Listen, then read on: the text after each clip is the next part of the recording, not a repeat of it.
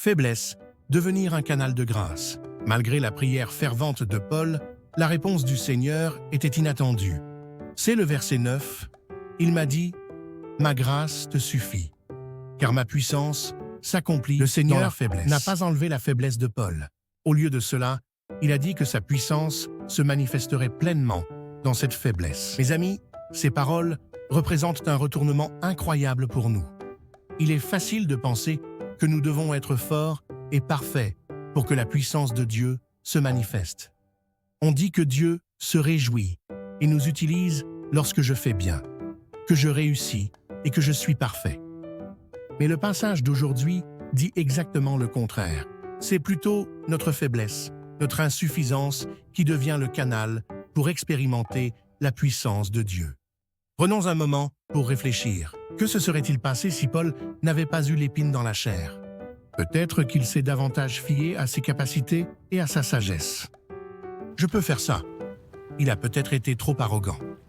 Mais à cause de cette épine, Paul s'est constamment abaissé.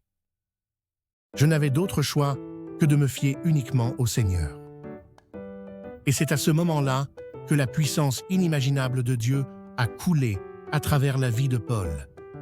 Le mot sur lequel nous devons nous concentrer dans ce passage est « puissance ».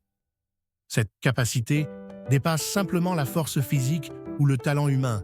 Elle représente le pouvoir divin de Dieu. Cela signifie la souveraineté puissante de Dieu qui nous transforme et dépasse tout dans le monde.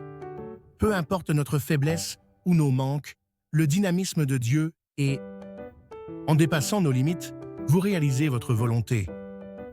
Cette capacité se révèle pleinement lorsque nous sommes les plus faibles. Notre faiblesse devient le canal de la puissance de Dieu.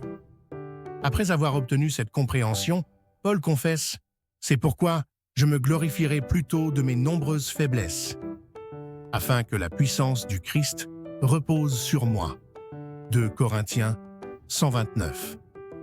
Mes amis, à quel point cette confession est-elle incroyable? La personne qui a prié pour se débarrasser de sa faiblesse dit maintenant qu'elle va en faire l'éloge. Parce que cette faiblesse est le moyen par lequel la puissance du Christ demeure en elle.